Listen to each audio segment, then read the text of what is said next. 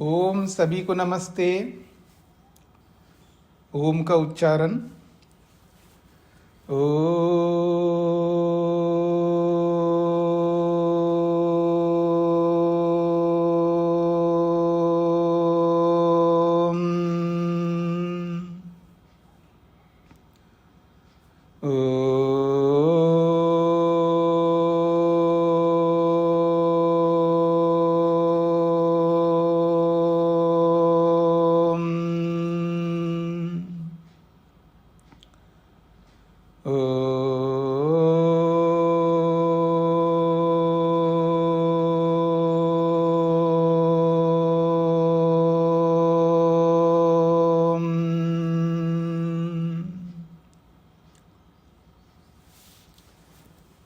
न्याय दर्शन की 226वीं कक्षा है। चौथे अध्याय के प्रथम आहनिक के 38वें सूत्र को लेकर के विचार चल रहा है। प्रसंग है अलग अलग प्रवाद, अलग अलग मत। जिस मत को लेकर के हम विचार कर रहे हैं ये है अभाव, सब कुछ अभाव है। और उस अभाव को जिस प्रकार से प्रस्तुत किया है, उस अभाव को मानने वाला, उसका खंडन चल रहा है। और उस खंडन में बहुत सारा खंडन कर दिया है। अंत में एक बात कही जा रही है 237 पृष्ठ संख्या पर, अंतिम अनुच्छेद, जो इस अनुच्छेद से ये अभाववाद समाप्त हो जाएगा। जो सब कुछ, जो अभाव जो प्रस्तुत किया है उसने, और उसके जो उदाहरण दिया है, उस उदाहरण को सामने रखिएगा। उसने जो उदाहरण दिया है, वो उदाहरण दिया है कि असन गौ अश्वात्मना अनश्वो गौ, ये उसका उदाहरण है। अब उस उदाहरण को समझने का प्रयत्न हमें करना है। इस उदाहरण में क्या चीज है, क्या प्रस्तुत किया इस उदाहरण में, इस उदाहरण रूपी शब्द के अंतर्गत क्या अर्थ है। यानी शब्द का अर्थ होता है, वो अर्थ किस प्रकार का है, इस अर्थ से क्या क्या हमें समझ में आता है, उस समझ को इस अनुच्छेद में रखा है इन्होंने। तो पहले मूल शब्द को समझना है। असन गौ अश्वात्मना अनश्वो गौ। तो गौ कैसा है, उसका विशेषण है अनश्व गौ। गौ कैसा है, तो उसने कहा अनश्व गौ। ऐसा गौ है जिस गौ में अश्व नहीं है। ऐसी गाय है जिस गाय के अंदर घोड़ापन नहीं है। ये अनुवाद मैंने आपके सामने रखा है। अब इस अनश्व गौ, इसमें क्या बात कही जा रही है इन दो शब्दों से। यानी गौ का जो विशेषण है अनश्व, अनश्व गौ। अब इस विशेषण युक्त विशेष्य को आपस में जो बोला है, इसमें क्या कहा जा रहा है, उस कथन को इस अनुच्छेद में रखा है। अब इस अनुच्छेद को पढ़ने से पहले मैं आपको इस अनुच्छेद का जो सार है, ये अनुच्छेद क्या कहना चाहता है, वो मैं अपने शब्दों में पहले मैं आपको प्रस्तुत करूं, ताकि इस अनुच्छेद को पढ़ेंगे तो आपको सरलता हो जाएगी। अब आप मेरी ओर देखिएगा। ये जो मेरे दोनों हाथ है ना,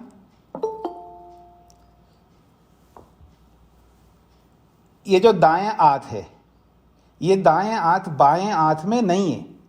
ये बाएं हाथ कैसा है, बिना दाएं हाथ वाला है। तो इस हाथ का इस हाथ में अभाव बताया गया है। ठीक है, स्पष्ट हो गया। अब इस अभाव को बताने में जो हमें समझना है, ये एक अलग वस्तु, ये एक अलग वस्तु, दो वस्तु है। अब ये वस्तु यानी ये हाथ इसके अंदर जाए तो क्या हो जाएगा, दो हाथ एक बन गए, यही माना जाएगा ना। मतलब ये जो हाथ है ये इस हाथ के अंदर आ गया, अर्थात इसके साथ संयुक्त हुआ, संयोग हो गया। तो दो वस्तुओं का संयोग हो गया। स्पष्ट हो गया। अब ये जो संयोग है, गाय के अंदर घोड़े का संयोग ही नहीं है, वो अलग ही है ही नहीं है गाय के अंदर घोड़ा। इसका मतलब है घोड़ापन का संयोग गायपन के साथ नहीं है, यही तो बताया जा रहा है अनश्व गो शब्द में। स्पष्ट हो गया। तो ऐसे ही ये हाथ इस हाथ में नहीं है, ये बताया जा रहा है। तो इस बताने में क्या अर्थ निकल रहा है, यानी तात्विक अर्थ क्या है, इस वस्तु का इस वस्तु के साथ संयोग नहीं है, संयोग का अभाव है। स्पष्ट हो गया। अब ये जो संयोग है इसको कहते हैं संयोग संबंध। जब दो वस्तु आपस में मिलते हैं इसको कहते हैं संयोग संबंध।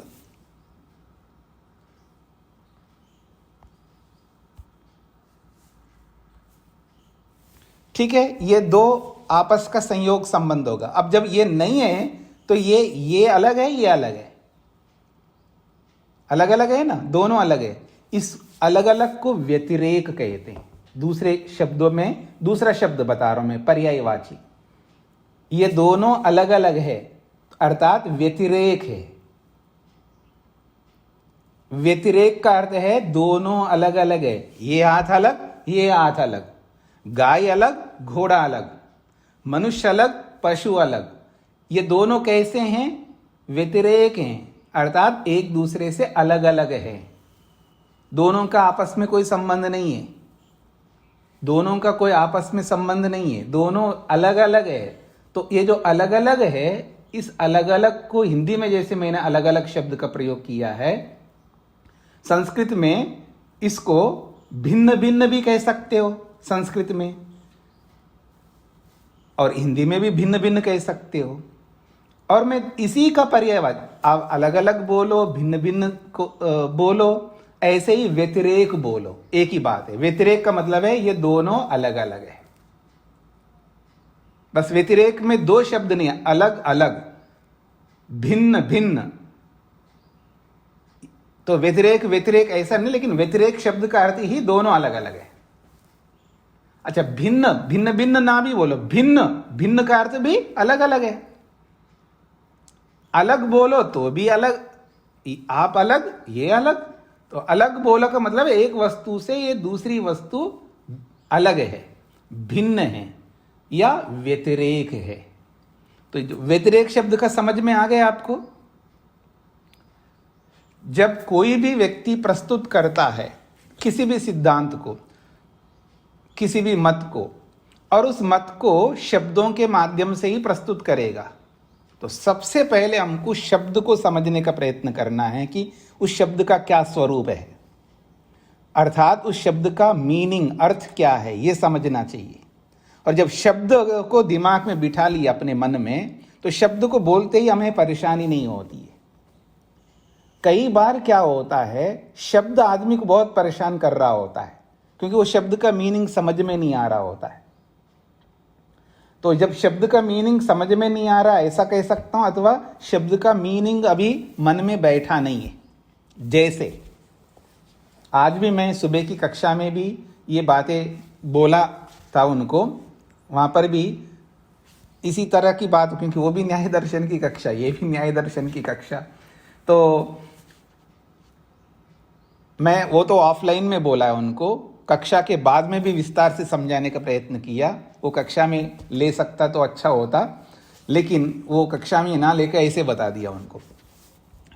तो मैं ये जो कहना चाह रहा हूं, जब कोई शब्द सुनते ही हमको उसके बारे में इसका क्या मतलब है, ऐसा कुछ सोचना नहीं पड़ता। जैसे मैं बोलूंगा लड्डू, मकान, पुस्तक, कपड़े, सोना, सब्जियां, लकड़ियां, कुछ भी बोल रहा हूं ऐसा, इन सारे शब्दों को सुनकर के आपको सोचना नहीं पड़ता, क्योंकि इनका अर्थ मन में बैठा हुआ। अर्थात मैं दार्शनिक भाषा में बोलूं, उन समस्त शब्दों के का अर्थ मन पर अंकित है, संस्कृत है।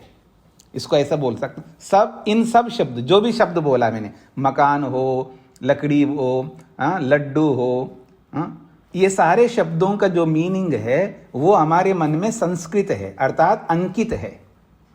उसका अर्थ जो है वो छप गया हमारे मन के अंदर। फिर उन शब्दों को जब हम सुनते हैं तो इसका मतलब क्या है, ऐसे सोचना नहीं पड़ता है। तो कोई नया शब्द आता है हमारे सामने, तो सबसे पहले उस शब्द का जो मीनिंग है, अर्थ है, उसको अपने मन में अंकित करके उसको स्टेबल करना चाहिए, अर्थात उसमें स्थिर करना है अपने मन के अंदर। उस अर्थ के विषय में हमको कोई संशय ना रहे, फिर जब भी बोलें तुरंत वो अर्थ हमारे सामने आएगा। स्पष्ट हो गया? अब व्यतिरेक शब्द आया है। व्यतिरेक का अर्थ हमको समझना है भिन्न, अलग, अर्थात किसी से किसी को अलग बताना हो तो व्यतिरेक भी बोल सकते जी। तो स्पष्ट हो गए जी। तो अव्यतिरेक प्रतिषेधे तात्पर्यमस्ति अनश्वो गौ अस्मिन् वाक्ये। संस्कृत में मेरे को बड़ा सरल होता है। अनश्वो गौ अस्मिन् वाक्ये अव्यतिरेक प्रतिषेधे वर्तते न तो अभावः। अनश्वो गौ इस वाक्य में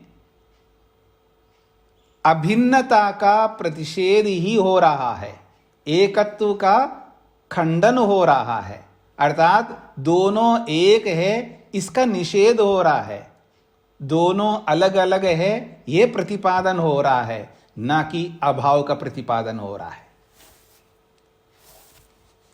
स्पष्ट हो गया जी यहां तक? फिर कहते हैं अव्यतिरेक का खंडन हो रहा है, तो आखिर ये बताइए पहले व्यतिरेक क्या होता है? अपने व्यतिरेक का अर्थ तो बताया नहीं है, और अव्यतिरेक का खंडन कर रहे हैं आप।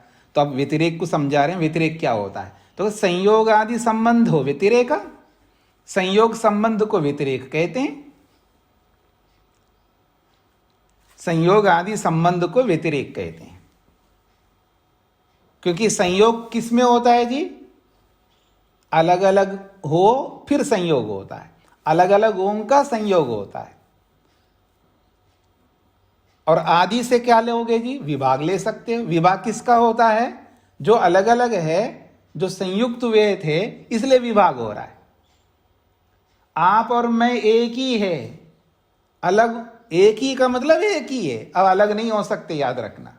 अलग हो रहे इसका मतलब हम अलग अलग है। हम किसी कारण से, हाँ जी क्या बोलूं मैं, किसी स्वार्थ से हम एक हो गए। क्यों जी? आप स्वार्थी है या नहीं है? आपको विद्या चाहिए, मेरे को विद्या बतानी है, यानी मेरे को जानकारी आपको देनी है, आपको जानकारी चाहिए, इसलिए हम एक हो गए। और वो जानकारी पूरी हो जाएगा, हम स्वार्थी है, अलग हो जाएंगे, इसमें कोई बात ही नहीं है। हाँ जी, आप देवता हैं जी, हाँ मैं ग्रहण करता हूँ, आप देने वाले हैं, आप दान करते हैं, सहयोग करते हैं, मैं आपके साथ जुड़ा हूँ। और जिस दिन आप संयोग करना बंद कर देंगे तो क्या होगा? मैं अलग हो जाऊंगा। तो एक हम हो रहे हैं, एकत्व को जब अलग कर रहे हैं, विभाग कर रहे हैं, इसका मतलब हम अलग अलग थे इसलिए विभाग कर रहे हैं।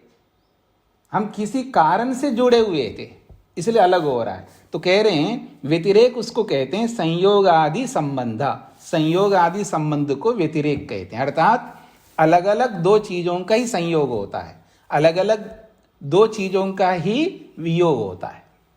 अब घड़े का वियोग हो रहा है, सृष्टि का वियोग हो रहा है, क्योंकि वो पहले अलग अलग थे, कण के रूप में, अपने मूल स्वरूप में पृथक पृथक थे, उनको हमने संयोग किया। अब विभाग होगा तो अलग हो जाएंगे। तो संयोग आदि संबंध को व्यतिरेक कहते हैं। फिर कह रहे हैं अत्र अव्यतिरेको, अर्थात अव्यतिरेक को फिर खोल रहे हैं, अव्यतिरेको अभेदाख्य संबंध। अव्यतिरेक का मतलब है अभेदाख्य, यानी भेद नहीं है, एक है। इस अभेद नामक जो संबंध है तत्प्रतिषेधे, उसका खंडन हो रहा है यहां पर। इस अभेद अभेद संबंध का निषेध कर रहे हैं। ये अभेद नहीं है, अर्थात ये दोनों एक नहीं है, अलग अलग है। एक मानोगे तो हमें समस्या है, दोनों एक कैसे हो सकते हैं? गाय और घोड़ा दोनों एक थोड़े हो सकते हैं, अलग अलग है। तो इस अभेद संबंध का निषेध कर रहा है कौन? अनश्वो गौ शब्द। स्पष्ट हो गया जी? अब इसके साथ में, अब गाय घोड़ा नहीं है, तो ये जो नहीं है ये अभाव है। मतलब गाय में घोड़ा नहीं है तो घोड़े का अभाव है। किसमें? गाय में। ये जो अभाव है, इस अभाव का और गाय का होना, गाय का भाव और घोड़े का अभाव, ये दोनों साथ में रह रहे हैं, ये दोनों धर्म है। तो अब कह रहे हैं भावेना असत प्रत्यय समानाधिकरण्यम। तो भावेना का मतलब है गायपन, गाय का होना है, गाय है तो गाय का भाव है वहां पर। इस भाव रूपी गाय के साथ असत प्रत्यय, असत प्रत्यय क्या है कि घोड़े का ना होना रूपी असत, इन दोनों का समानाधिकरण है, यानी दोनों धर्म एक ही गाय रूपी अर्थी में विराजमान है। ये दो धर्म गाय के अंदर विराजमान है, इसलिए असत प्रत्यय का समानाधिकरण है भाव प्रत्यय के साथ में, यानी होना इसके साथ ना होने का समानाधिकरण है। अब ये समानाधिकरण शब्द आपको फिर परेशान करेगा, याद रखना। और समानाधिकरण का अर्थ दिमाग में बिठा के रखो, तो आपको कोई परेशान नहीं करेगा। बहुत मेहनत करना पड़ेगी जी आप लोगों को। हाँ, बहुत मेहनत का मतलब है शब्दों की प्रकृति को समझना है, शब्द की प्रकृति, शब्द का स्वभाव, शब्द का स्वरूप, शब्द का नेचर, शब्द की नैसर्गिकता। अब मैं इतने सारे शब्द बोला है, ये सब पर्यायवाची है। अंग्रेजी में शब्द बोल दिया, हिंदी में बोल दिया, संस्कृत में बोल दिया, पर सबका मीनिंग एक ही हो गया, सबका अर्थ एक ही है। तो शब्द के स्वरूप को समझ करके फिर आगे बढ़ना है, तो बहुत सरलता हो जाएगी। तो यहां तक समझ में आ गई जी? पंक्ति को दोबारा बता दें।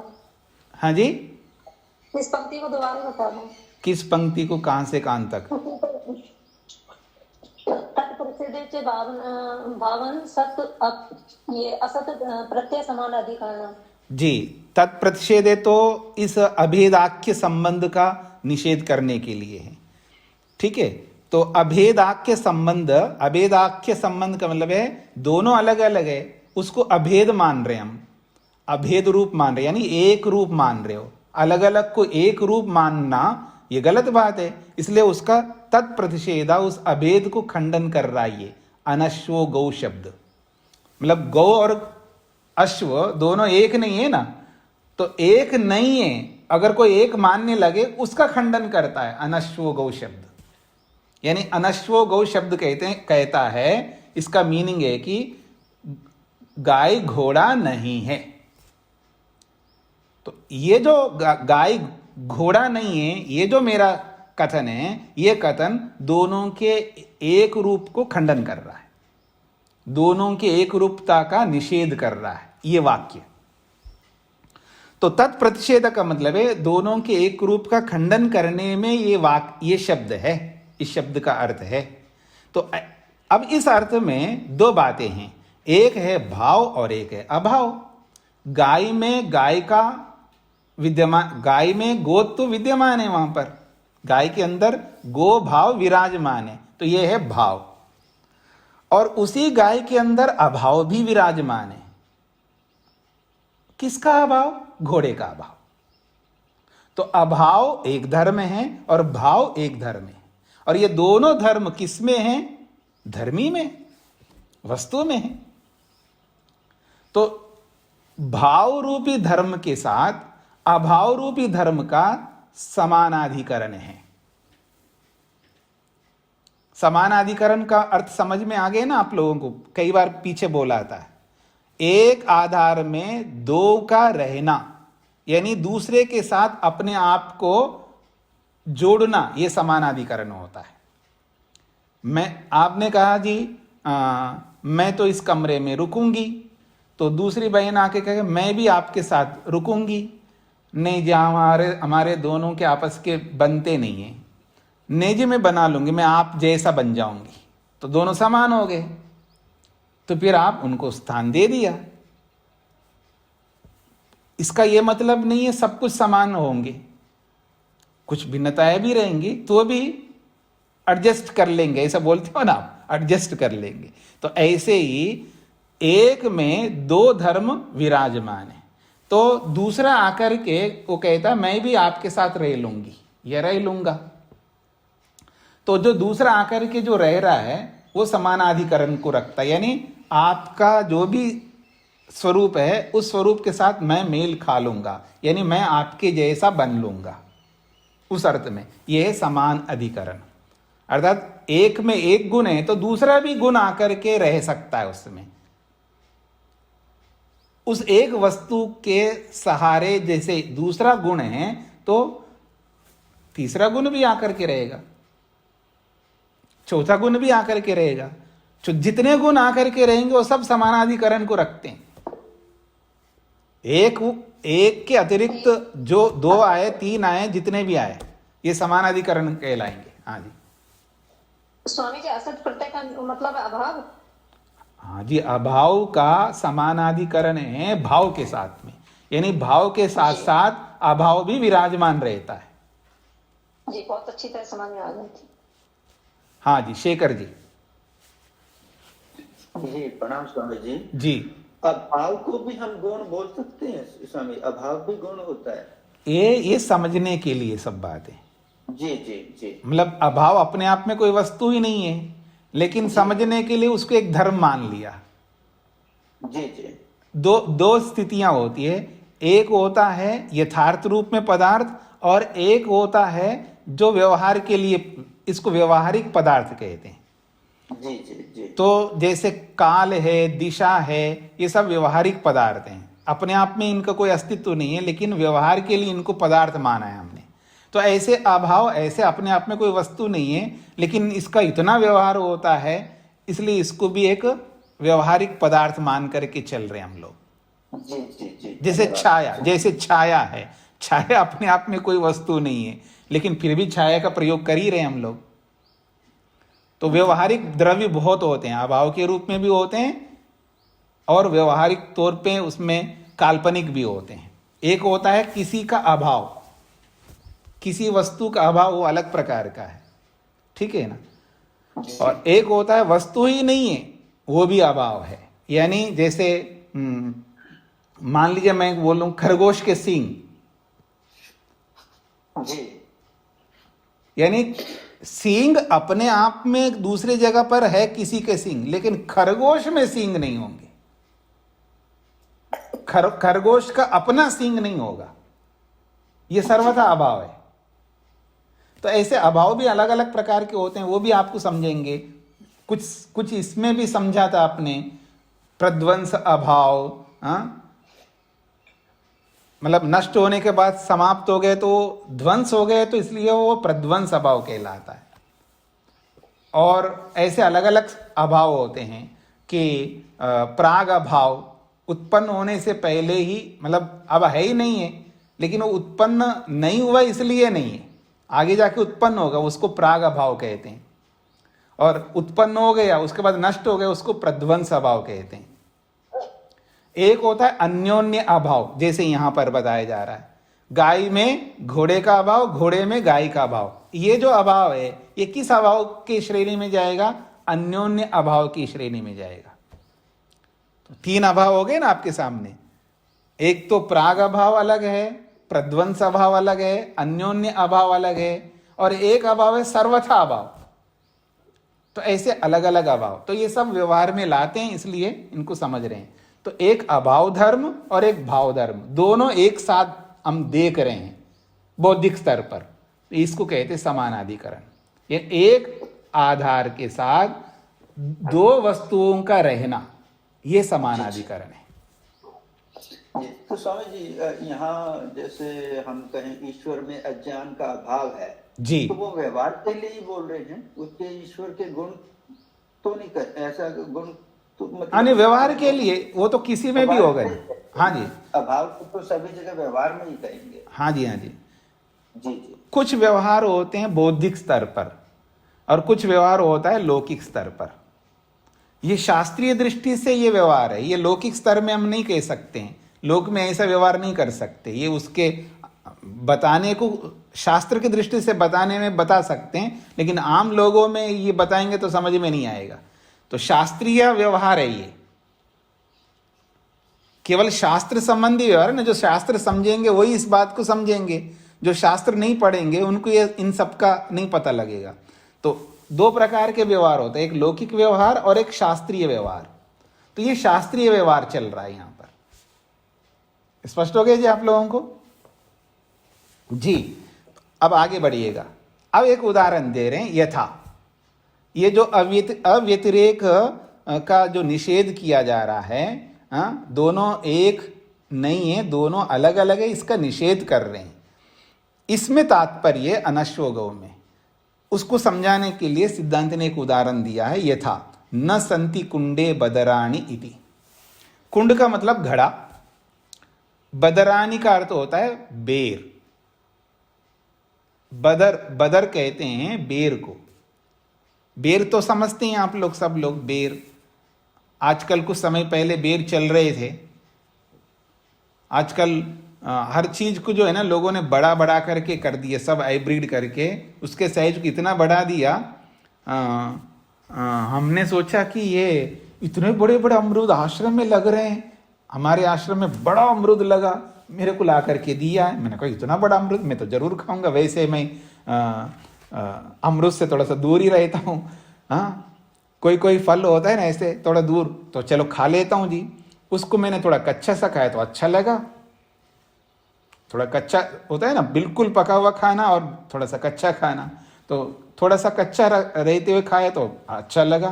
फिर दोबारा मैंने सोचा कि दोबारा ला करके दिया है उसने, तो मैंने कहा इसको पका करके खाते हैं। और जब उसको पकने के बाद मैंने खाया तो वो तो बिल्कुल ही ऐसा लगता है इसको अंदर निगलूं या बाहर फेंकूं। ठीक है, तो मैंने पूछा ये ऐसा कैसे है जी? तो हाइब्रिड का है जी। अरे पहले बताना था ये हाइब्रिड का है। ठीक है, आजकल मार्केट में भी बड़े बड़े अमरूद दिखते हैं, सीताफल भी बड़े बड़े दिखते हैं। हाँ, यानी दवाइयाँ डालो और उनके साइज को बढ़ा दो, उनको जल्दी पैदा कर दो। जितना भी नैसर्गिक स्थिति को हम जितना बिगाड़ेंगे ना, उसका स्वरूप अंततोगत्वा उल्टा, वो बोलते हैं ना लोग मोटी भाषा में, अगर बॉल लेकर के दीवार में फेंको तो दीवार जो है आपको उल्टा आपको ही दे देगा वो। अब पत्थर भी डालो दीवार पर तो उल्टा वापस आएगा वो पत्थर हमारे ऊपर, हमारे को ही लगेगा। वो वाली स्थिति हम पैदा कर रहे हैं अपने हाथों से। अब कहाँ तक ले जाएगा? फिर कोई सोचता है कि जी फिर हम क्या करें, ना खाएं इसको? तो ना खाओ, कैसे जिएंगे? अब उसका उपाय अपनाओ, जीने का तरीका ढूंढना पड़ेगा। ये तो फिर नहीं चलेगा तो खाओ फिर। दोनों में से एक ही करना होगा ना भाई। आप, मैं यही कह सकता हूं, मैं क्या, कोई भी यही कह सकता है ये तो हाइब्रिड है तो नुकसान करेगा, तो यही उत्तर होगा जी, मत खाओ। अब नहीं खाएंगे तो फिर क्या खाए? तो कोई ना कोई विकल्प निकालो आप। मैं उस विकल्प में नहीं जा सकता, ये तो हमारे बस की बात नहीं, तो फिर खाओ। फिर शिकायत नहीं करने का, फिर शिकायत नहीं करने का। शिकायत का जब समाधान करते तो समाधान आपको भा नहीं रहा है, तो फिर जैसा जी रहे वैसे जियो। इसका अभिप्राय समझते हैं? इसका सार क्या निकल रहा है? दुख भी भोगो, सुख भी भोगो। सुख के साथ साथ दुख भी भोगना पड़ रहा है ना, तो भोगो फिर। उसको सहर्ष स्वीकार करो, उसमें दुखी क्यों होते हो? देखो, एक दुख तो आपको ऑलरेडी मिल ही रहा है, और ऊपर से इस अज्ञान रूपी, मूर्खत्व रूपी कारण को लगा करके और दुखी होना, इसको कहते हैं मानसिक दुख। यानी ज्ञानात्मक दुख अलग होता है जी। अज्ञान से दुख जो मिलता है वो इस तरह का मिलता है। एक तो होता है हाथ कट गया कटने के कारण से दुख होता है। सिर दर्द हो रहा है, सिर दर्द के कारण से दुख हो रहा है, पेट दर्द के कारण से दुख हो रहा है, कटने के कारण से दुख हो रहा है, ये अलग दुख है। और मैंने एक शब्द आपको बोला है, आपको कितने बार समझाया, मैं बोलना नहीं चाहता लेकिन उदाहरण के लिए बोल रहा हूँ, कोई किसी को ऐसा नहीं समझा, आप इतने मूर्ख हो क्या? आपको 10 बार समझाए, 20 बार समझाए, समझ में नहीं आता। अब मेरे को ऐसा क्यों बोला है, मेरे को तो मूर्ख बोला है, और उसको लेकर के वो दुखी हो रहा है। ठीक है ना, शब्द सुन करके भी दुखी हो रहा है। अब ये दुख ऐसा कुछ आपके अंदर आया नहीं है ना, जैसे शरीर के कटने से दुख हो रहा है, ऐसा दुख तो है ही नहीं है। अगर दुख होता तो जितने लोगों को कटेगा सबको दुख होगा, योगी को भी दुख होता है, याद रखना। आपको कटने से आपको दुख होगा तो योगी को अगर काट दें आप तो उसको क्या दुख नहीं होगा? उसको भी दुख होगा, दोनों को दुख होंगे। लेकिन योगी को आप ऐसे अपशब्द बोल दो, गाली निकालो और आपको निकाले, आप दुखी हो रहे, योगी दुखी नहीं होता। स्पष्ट हो गया आपको? तो जो आप दुखी हो रहे हैं ये कौन सा दुख है? ये अविद्या से हम दुख पैदा कर रहे हैं मानसिक, और परेशान हो रहे हैं। तो जो ऊपर से अतिरिक्त जो दुख हम पैदा करते हैं, कम से कम उस दुख को तो हम रोक ही सकते हैं ना। जो स्वाभाविक रूप से जो दुख मिल रहा है उसको तो भोगना पड़ेगा, वो योगी हो या भोगी हो, दुख तो सबको भोगना पड़ता है। इसलिए जन्म दुख का कारण है। जन्म किसी ने लिया है, तो योगीराज श्री कृष्ण ने लिया है, मर्यादा पुरुषोत्तम ने लिया है, या किसी ने भी लिया है। जन्म लिया है तो उसने दुख भोगा है, वो तो निश्चित है। पर जो अविद्या से जो दुख हम भोगते हैं अलग अलग प्रकार के, उन दुखों से हम बच सकते हैं।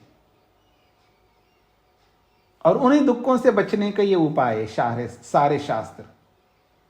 और फिर जो स्वाभाविक रूप से जो हमको दुख मिल रहा है, उस दुख को दूर करने के लिए तो तत्वज्ञान है।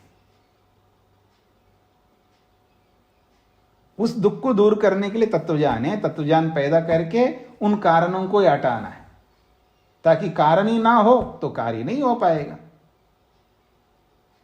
लेकिन उस तत्वज्ञान तक पहुंचने से पहले जो जानकारी होती है, इंफॉर्मेशन होता है, उस इंफॉर्मेशन से, उस जानकारी से हम बहुत सारे दुखों को दूर कर सकते। उसका प्रकार अभी मैंने बताया आपको।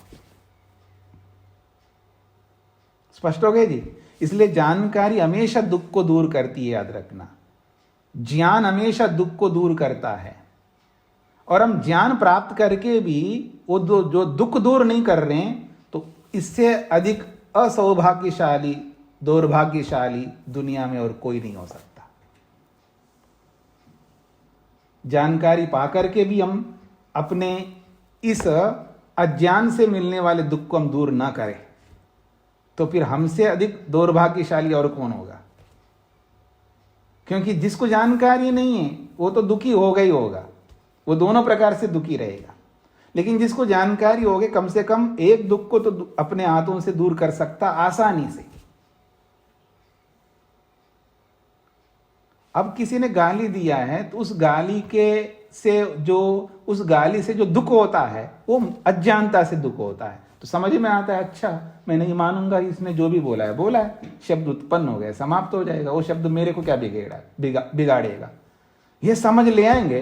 अब वो एक शब्द क्या, वो सुबह से लेकर रात तक आपको गाली निकाले तो भी आपको कुछ नहीं होगा। इतनी सी समझ हमको पैदा करनी है, इतनी सी। और ऐसा नहीं कि ऐसा समझ हम पैदा नहीं कर सकते। आप बोलोगे जी आप तो जी सन्यासी हो, आपको क्या है ऐसा। अब वो आदमी क्या बोल रहा है, अब गलत ट्रैक पे चल गया। यहाँ के सन्यासी का, गृहस्थी का, या उस अस्थि का, इस अस्थि का कोई संबंध नहीं है। ये संबंध सबके लिए बराबर है। ऐसा नहीं कि आप नहीं करते हो, आप भी करते हो इस बात को। उसमें सरलता है, केवल एक समझ लाना है। जब वही आपके पड़ोसी शराब पी करके, वो सुबह से लेकर रात तक सुबह से शराब शुरू करता है और शराब ही पीता रहता है, और वो गाली देता रहता है, और आप सुनते हैं उसको, तो आपको कोई फर्क नहीं पड़ता, क्योंकि आपने समझ रखा है ये होश में नहीं है। इसलिए आपको कोई परेशानी नहीं है, आप कोई बुरा नहीं मानते। जब छोटा बच्चा है, गलत शब्द बोल दिया तो आपको भी कोई बुरा नहीं लगता है, क्योंकि आपको पता ही इसको पता नहीं है। तो ऐसे ही सास जब आप कुछ बोलती है, या बहू आपको कुछ बोलती है, या पति कुछ आपको बोलता है, या पत्नी कुछ आपको बोलती है, या गुरु आपको बोलता है, या शिष्य आपको बोलता है, चाहे कोई भी किसी के साथ कुछ बोलता है, और जब बोलने वाला गलत बोल रहा है तो आप भी ये समझ लेना इसको समझ नहीं है, इसको अभी होश नहीं है, बात समाप्त। दुखी होने का क्या मतलब है? कितना सरल है अपने आप को समझाना, और ये ना समझा करके बिना मतलब के परेशान हो रहे हम लोग, और उसके पीछे और भी बहुत सारी बातें जुड़ी रहती है, अपेक्षाएं, वो ये सब लेकर के हम लोग बहुत, हमारे दिमाग में बहुत बोझ है, बोझ गठड़ी सिर पर बिठा करके हम घूम रहे हैं। ठीक है जी, आइए। तो कहा जा रहा है न संति कुंडे बदरानी, इस घड़े में बेर नहीं है। इसका यह अर्थ है, न संति कुंडे बदरानी, इस घड़े में बेर नहीं है। ये जो उदाहरण है, इस उदाहरण में क्या बताया जा रहा है? बेर का और घड़े का जो संबंध होता है, संयोग संबंध होता है, उस संबंध का निषेध किया जा रहा है। स्पष्ट हो गया जी?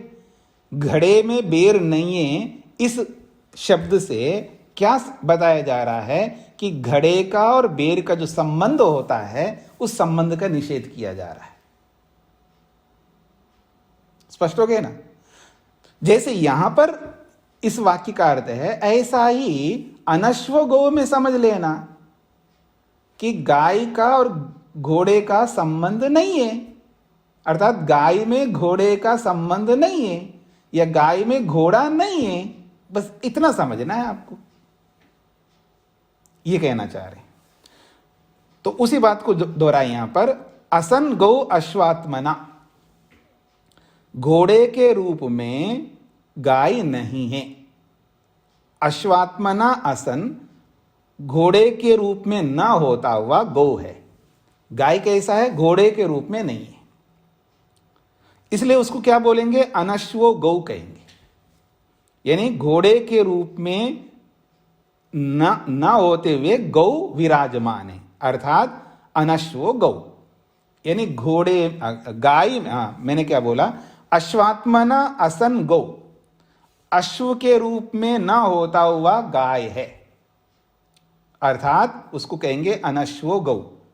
ऐसा गाय है जो घोड़ा नहीं है। तो यहां पर क्या बोला जा रहा है? गव अश्वयो अव्यतिरेक प्रतिषिध्यते। इस वाक्य में गाय और घोड़े, इन दोनों के अव्यतिरेक का प्रतिषेध हो रहा है, यानी अभेद का खंडन हो रहा है, यानी दोनों एक नहीं हैं, इसको बताया जा रहा है इस वाक्य में। स्पष्ट हो रहा है ना? गवाश्वयो एकत्वम नास्ति, उसी को अव्यतिरेक प्रतिषिध्यते को खोल दिया है अगले वाक्य से, गवाश्वयो एकत्वम नास्ति, गाय घोड़े का एकपन नहीं है, दोनों अलग अलग है, यह बताया जा रहा है अनश्वो गौ शब्द से। स्पष्ट हो गया जी यहां तक? अब कह रहे हैं तस्मिन् प्रतिषिध्यमाने भावेन गवा सामानाधिकरण्यम असत प्रत्ययस्य। अब ये भाषा संबंधी बात आ गई है। वो कह रहे हैं तस्मिन् प्रतिषिध्यमाने, उस घोड़े का निषेध करने पर, गाय में उस घोड़े का निषेध करने पर क्या बात समझ में आती है? कह रहे हैं भावेन गवा, सत्तात्मक गाय के साथ असत प्रत्यय से समानाधिकरण्यम, असत प्रत्यय का समानाधिकरण, यानी घोड़े का अभाव, तो जो अभाव रूपी ज्ञान है, इस अभाव रूपी ज्ञान का भाव रूपी ज्ञान के साथ में समानाधिकरण्य है। अथवा यूं भी कह सकता हूं, असत का यानी घोड़े का अभाव, तो ये जो अभाव है ये भाव के साथ समानाधिकरण को प्राप्त होता है। या मैं ये भी कह सकता हूं इस बात को कि इस भाव यानी गाय के होने में घोड़े का ना होना भी विराजमान है। जिसमें गाय का होना स्वरूप है उसी में घोड़े का ना होना स्वरूप भी विराजमान है। तो अब गाय के होने का स्वरूप किस में विराजमान है? उस व्यक्ति वस्तु में। वस्तु तो एक धर्मी हो गए ना, तो होना एक धर्म है। तो होना धर्म जिस वस्तु में विराजमान है उसी वस्तु में ना होना रूपी धर्म भी विराजमान है। इसी को समानाधिकरण कहते हैं।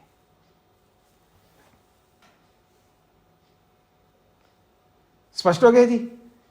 तो कह रहे हैं भावेन गवा सामानाधिकरण्यम असत प्रत्ययस्य। इसीलिए बोला जा रहा है असन गौ अश्वात्मना इति। उसको ऐसा बोला जाता है अश्वात्मना असन गौ अस्ति अनश्वो गौ। जैसा कि हमने उदाहरण दिया है न संति कुंडे बदरानी इति, घड़े में बेर नहीं है। तो इस कथन से क्या बोला जा रहा है? तो उसको स्पष्ट कर रहे हैं कुंडे बदर संयोगे प्रतिषिध्यमाने। घड़े में बेर का संयोग निषेध करने पर, घड़े के साथ बेर का संयोग निषेध करने पर सद्भिः सत् प्रत्ययस्य समानाधिकरण्यम इति, सत्ता और असत्ता का समानाधिकरण बताया है घड़े में। स्पष्ट हो गया जी? यानी घड़े का होना, इस होने के साथ में बेर का ना होना जो स्वरूप है ये उसके साथ विराजमान है। यानी घड़े के होने के साथ बेर के ना होने का जो अभाव स्वरूप है वो उस घड़े में विराजमान है। बस इतनी सी बात बताइए। इससे आप सबको अभाव कह नहीं सकते। बताया था ना पीछे कि आपने गाय में घोड़े का अभाव बताया, लेकिन घोड़े में घोड़े का भाव क्यों नहीं मान रहे हो? वो आपको मानना चाहिए ना, ऐसा बताया था ना पहले। वो तो समाधान दे दिया, लेकिन अनश्वो गौ को समझाने के लिए ये बात कहिए। अनश्वो गौ का मतलब क्या है? इसका मतलब है दोनों अलग अलग है, दोनों एक नहीं है, ये कहना चाहता है ये अनश्वो गौ शब्द। ये स्पष्ट किया है यहां पर। हो गया जी आपका ये भाव स्पष्ट हो गया? अब आगे बढ़िए। नहीं मान रहा है प्रश्नकर्ता, वो नहीं मानता है ना, वो कह रहे हैं आप ये नहीं कह सकते। क्यों? स्वभाव सिद्धि आपेक्षिकत्वा। आपने एक बात कही थी कि ये स्वभाव रूप से सिद्ध है, ये भाव के रूप में स्वभाव से सिद्ध है। उसको सिद्ध करने की क्या आवश्यकता है? जो वस्तु स्वभाव से विराजमान है उसको सिद्ध करने की क्या आवश्यकता? वो पहले से विराजमान है। तो कहता ना स्वभाव से कोई वस्तु सिद्ध नहीं होता है। वो कहता न स्वभाव सिद्धि, स्वभाव से कोई वस्तु सिद्ध नहीं हो सकती। क्यों? आपेक्षिकत्वात्, अपेक्षा से ही वो सिद्ध होती है, दूसरे की अपेक्षा वहां रहेगी, ऐसा वो कहना चाहता है। मतलब कोई वस्तु अगर है तो वो दूसरे की अपेक्षा से है, अपने आप में है ये नहीं सिद्ध कर सकते, ये कहना चाह रहा है प्रश्नकर्ता। स्पष्ट हो रहा है मेरा जो कहना? प्रश्नकर्ता का स्वरूप मैं बता रहा हूं। प्रश्नकर्ता क्या मैं कहना चाह रहा है? कोई भी वस्तु अपने स्वरूप से सिद्ध नहीं हो सकती, उसको सिद्ध करने के लिए कोई दूसरे को लाना पड़ेगा, दूसरे को लाए बिना सिद्ध नहीं हो सकती वो वस्तु, ये कहना चाह रहा है। इसलिए कोई वस्तु स्वभाव से सिद्ध नहीं हो सकती, ऐसा खंडन कर रहा है वो सिद्धांती का। स्पष्ट हो गया जी सूत्रार्थ? अब इसी सूत्रार्थ को समझा रहे हैं दो पंक्तियों से। अपेक्षाकृतम आपेक्षिकम। सूत्र में आपेक्षिकत्वात् बोला है ना, तो आपेक्षिक शब्द का अर्थ पहले समझा रहे हैं। तो आपेक्षिक किसको कहते हैं? तो कहा अपेक्षाकृतम आपेक्षिकम, अपेक्षा से होना, किसी की अपेक्षा से होने को आपेक्षिक कहते हैं। किसकी अपेक्षा से होना? उदाहरण दे रहे हैं, अरस्वापेक्षा कृतम दीर्घम। आपने किसी को अरस्सु बोला, ये अपने आप में अरस्सु सिद्ध नहीं हो सकता, वो उदाहरण ऐसे ला करके खड़ा कर दिया है आप उलझ जाएं, ऐसा उदाहरण रख दिया उसने। उसने कहा ये अरस्व है, तो ये अरस्व अपने आप में सिद्ध, हरस्व है बोल रहे हो ना, ये अरस्व है। हरस्व अपने आप में सिद्ध नहीं हो सकता, वो दूसरे की अपेक्षा से अरस्व सिद्ध होगा। तो कह रहे हैं अरस्वापेक्षा कृतम दीर्घम, अरस्व की अपेक्षा से दीर्घ होता है। ठीक है ना। अगर किसी को दीर्घ बोल रहे हो, ये दीर्घ अपने आप में सिद्ध नहीं है, वो अरस्व की अपेक्षा से दीर्घ है। और दीर्घापेक्षा कृतम अरस्व, और कोई अरस्व है तो अपने आप में अरस्व नहीं हो, दीर्घ की अपेक्षा से अरस्व है। स्पष्ट हो गए जी आप सब लोगों को?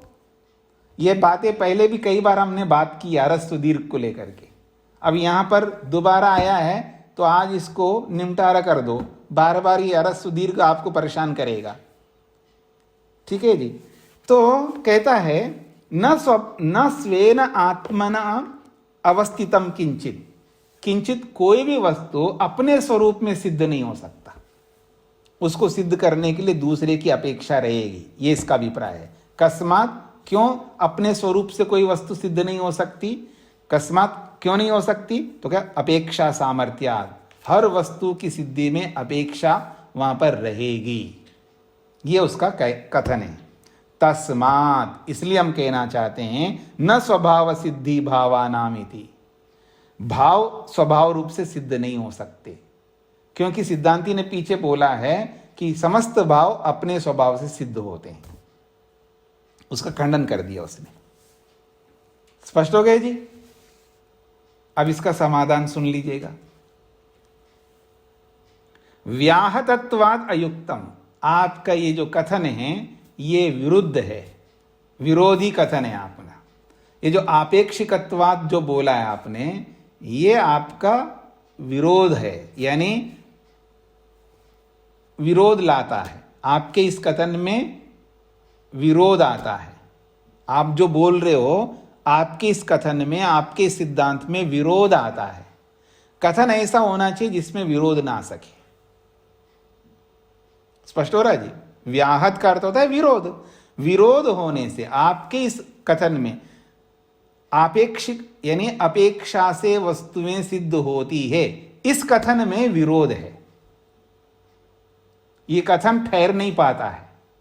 आगे चल करके आपको इस कथन को छोड़ना पड़ेगा, क्योंकि विरोध आ रहा है, अर्थात दोष युक्त होने से।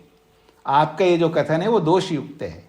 विरोध का मतलब यही है ना, दोष युक्त कथन है, और दोष युक्त कथन को आपको छोड़ना पड़ेगा, इसलिए अयुक्तम, आपका ये कथन उचित नहीं है। स्पष्ट हो गए जी? यदि अरस्वापेक्षा कृतम दीर्घम, आप ये कह रहे हैं दीर्घ अपने आप में दीर्घ नहीं होता है, उस दीर्घ को सिद्ध करने के लिए अरस्व की अपेक्षा रहती है। यदि आप ये कहते हो तो अरस्वम अनापेक्षिकम, सिद्धांती कह रहे हैं दीर्घ की सिद्धि के लिए आपने अरस्व को अपेक्षा रखा। अरस्व यानी मैं दूसरे शब्दों में बोलता हूं, दीर्घ को सिद्ध करने के लिए आपने अरस्व को प्रमाण के रूप में स्वीकार किया, ऐसा आपको थोड़ा सरल होगा। तो दीर्घ, ये दीर्घ है जी, दीर्घ समझते हैं ना, बड़ा, बड़ा कहो लंबा कहो एक ही बात है। कोई बड़ा है ऐसा बोलो या लंबा कहो एक ही बात है, थोड़ा शब्दों में थोड़ा सा अंतर रहेगा, क्योंकि बड़ा मतलब जो है आप बड़ा परिमंडल की दृष्टि से आप बड़ा छोटा मान रहे हो, वो भी परिमंडल ही है, यानी वो भी घेराव, घेराव समझते ना आप लोग, घेराव, परिधि, परिमाण कहते हैं, संस्कृत में इसको परिमाण कहते हैं और हिंदी में उसको घेराव कहते हैं। देखिए जी, ये पेंसिल है, अब इसका नाप बताइएगा। नाप मतलब यहां से लेके यहां तक है, और इतना, लंबाई इतनी है और चौड़ाई इतनी है, तो ये लंबाई चौड़ाई जो है ये घेरा है, यहां से लेके यहां तक है, ये घेरा इसको कहते हैं। मोटाई में भी घेरा है और लंबाई में भी घेरा है, तो इसी घेरे को ही हम परिमाण कहते हैं। स्पष्ट हो गया जी आप लोगों को? तो अब किसी को आपने ये दीर्घ बोला है, देखिए ये पेंसिल दिख रहा है आपको, इसको दीर्घ कैसे बोला है, देखिए ये दिख रहा है आपको, मेरे दाएं हाथ में भी ये पेंसिल है, इतना छोटा है, बस उंगली में आ गई है। किसी ब्रह्मचारी ने बोला मेरे को ये इतनी छोटे से पेंसिल से आप काम चला रहे हैं, और आप क्या समझते हैं, आप फेंकते हो इसको? मैं तो नहीं फेंक सकता, ये जब तक काम लेगा तब तक लूंगा मैं इसका। स्पष्ट हो रहा है जी? कंजूस हो ना? हाँ, कंजूसी नहीं है, सदुपयोग की बात है। तो आइए, अब ये जो दाएं हाथ में पेंसिल है, दिख रहा है ना आप सबको पेंसिल दाएं हाथ में, और ये बाएं हाथ में पेंसिल है, तो मैंने इसको बड़ा बोला है बाएं हाथ वाले को। तो ये बाएं हाथ बड़े ऐसे कैसे बोल सकते हो? ये बड़ा किसी को मांग रहा है, यानी किसी की अपेक्षा रख रहा है, यानी सहयोगी चाहता है कि ऐसे अपने आप बड़ा सिद्ध नहीं हो सकता, किसी की अपेक्षा से ये बड़ा है। तो किसकी अपेक्षा? इस छोटे पेंसिल की अपेक्षा से ये बड़ा। मतलब इसको बड़े सिद्ध करने के लिए आपने आधार बेस किसको माना है? इसको माना। तो जिसको आपने आधार बनाया, इसका मतलब ये पहले से सिद्ध है, यानी इसको पहले से आपने छोटा मान लिया, तब इसको सिद्ध करेगा। याद रखना मेरी बातों को, मुकरना नहीं फिर आप लोग। तो इसको बड़ा सिद्ध करने के लिए आपने आधार लिया है इसको। तो इसको जब आधार लिया, इसका मतलब ये पहले से सिद्ध है, इसको पहले से आपने छोटा मान लिया। आप बताइए ये छोटा कैसे माना आपने? इसको छोटा कैसे माना? तो फिर आप इसको ले आओगे। आपकी समस्या क्या है? इसको छोटा कैसे माना? आप बताइए छोटा किस आधार पर है? आपके कहने से मैं थोड़ा मानूंगा, ये छोटा किस आधार पर है? तो आप लाओगे इसको, यानी इसको सिद्ध करने के लिए इसको आपने प्रमाण माना। तो प्रमाण माने तो प्रमाण वो होता है जो पहले से सिद्ध होता है। स्पष्ट हो गए जी? वो पहले से सिद्ध होता है। अब इसको सिद्ध करने की अपेक्षा आई तो इसको ले आए आप, यानी इसको बड़ा सिद्ध करने के चक्कर में इसको ले आए, और इसको छोटा सिद्ध करने के चक्कर में इसको लाए। तो ये जो आप बोल रहे हो ना, तो ये कथन क्या कह रहा पता है? ये कथन ये कह रहा है, ना ये तो बड़े के रूप में सिद्ध है, ना ये छोटे के रूप में सिद्ध है, दोनों ही असिद्ध है, दोनों ही असिद्ध है। आप सिद्ध नहीं कर सकते इसको, ना बड़ा सिद्ध कर सकते हो ना छोटा सिद्ध कर सकते हो। अब ये बातें आपको समझना है। जब ये बातें समझ में आ जाएंगी ना आपको, तो समाधान भी समझ में आ जाएगा। अब ये बात पकड़ में आ रही है आपको? इसको आप बड़ा बोल दिया आपने, आप चुपचाप ये कहते ये पेंसिल है, बस इतना बोलते हैं। जब मैंने उत्तर दिया है आपको कि ये बड़ा है, बड़ा दिख रहा है, तो आपने झट बोल दिया हाँ बड़ा दिख रहा है। आपने बोला ना कि पेंसिल दिख रहा है जी मेरे को, बस पेंसिल है, ये पहले से है पेंसिल, इसलिए पेंसिल दिख रहा है। अच्छा ये क्या है जी? तो आपने कहा ये भी पेंसिल है। क्या दिख रहा है जी? पेंसिल दिख रहा है, बस पेंसिल ही मान लो, ये भी पेंसिल ये भी पेंसिल, बात समाप्त, दोनों सिद्ध है। और ऐसा ना करने ये छोटा है जी उसकी, अब छोटा बोलते हैं फंस जाओगे आप, क्योंकि ये छोटा, इसको छोटा आप सिद्ध करना चाह रहे हैं। क्योंकि जब मैंने आपने कहा कैसा है जी, ये छोटा है या बड़ा है, तो आपने हाँ जी छोटा है। अब ये बोलते ही आप फंसोगे, बस पेंसिल दिख रहा है मेरे को। नहीं जी ऐसे कैसे होता है, इसको भी ला के देखो, फिर देखो आपको दोनों में आपको कौन सा बड़ा कौन सा दिख रहा है छोटा। तो मैंने कहा ठीक है, इसकी अपेक्षा ये बड़ा, इसकी अपेक्षा ये छोटा है, दोनों एक दूसरे की अपेक्षा रख रहे हैं। तो व्यवहार में तो आपको बोलचाल में तो काम चला लोगे, लेकिन यथार्थ रूप में नहीं काम चला सकते आप। यथार्थ रूप में आप काम नहीं चला सकते, आपको उत्तर देना पड़ेगा आपको कि ये इसको बड़ा बोला है तो किस आधार पर बड़ा बोला, क्योंकि इसको बड़ा सिद्ध करना भी सिद्ध नहीं है। याद रखना, ये बड़ा आपको सिद्ध करना है। अब सिद्ध करना है तो आधार किसको बनाओगे? जो सिद्ध होगा पहले से, उसी को आधार बनाना है। अब ले आए आप इसको आपने छोटा बना लिया, इसकी अपेक्षा से ये बड़ा है, इसका मतलब ये पहले से सिद्ध है। अब इसको सिद्ध करने की जरूरत नहीं है। ये मान करके इससे इसको सिद्ध कर सकते हो आप, जबकि ये भी सिद्ध नहीं है। इसलिए मैंने पूछा ये क्या है, छोटा है, किस आधार पर इसको छोटा बोला, तो आप इसको ले आए। जब ये भी सिद्ध नहीं है, ये भी सिद्ध नहीं है, तो कैसे सिद्ध कर सकते? कर ही नहीं सकते। आप वास्तव में यथार्थ में देखेंगे तो आप कर ही नहीं सकते। नहीं जी, लोक में तो हम करते हैं, तो ठीक है, लौकिक व्यवहार है। यथार्थ रूप में आप सिद्ध करो, नहीं कर सकते। इसका मतलब हम किसी को छोटा बड़ा नहीं सिद्ध कर सकते। हाँ, सिद्ध करते हैं, व्यवहार के लिए तो सिद्ध कर सकते, यथार्थ के रूप में नहीं सिद्ध कर सकते। इसलिए समाधान क्या है? अनित्य पदार्थों में आप कभी भी सिद्ध नहीं कर सकते। अनित्य पदार्थों में परस्पर एक दूसरे की अपेक्षा से सिद्ध नहीं कर सकते हम। जो नित्य पदार्थ होते हैं उसमें आप सिद्ध कर सकते हैं। जैसे परमात्मा है, व्यापक है, पहले से है, उसको सिद्ध करने की आवश्यकता नहीं, पहले से बड़ा है। ठीक है, पहले से बड़ा है, सब जगह विराजमान है, सब जगह है, कोई ऐसा जगह ही नहीं, खाली जगह ही नहीं है, सब जगह भगवान है। अब जीवात्मा सब जगह नहीं है, एक ही जगह है, वो सब जगह नहीं है। क्यों जी, आप दिल्ली में यहां हैं क्या मेरे पास में?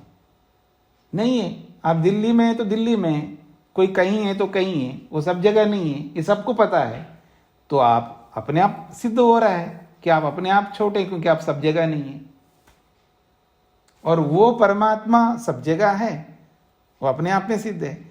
वो नित्य पदार्थों को सिद्ध करने की आवश्यकता नहीं पड़ती, वो पहले से सिद्ध है। जैसे प्रकृति है, पहले से है, उसको क्या सिद्ध करना है?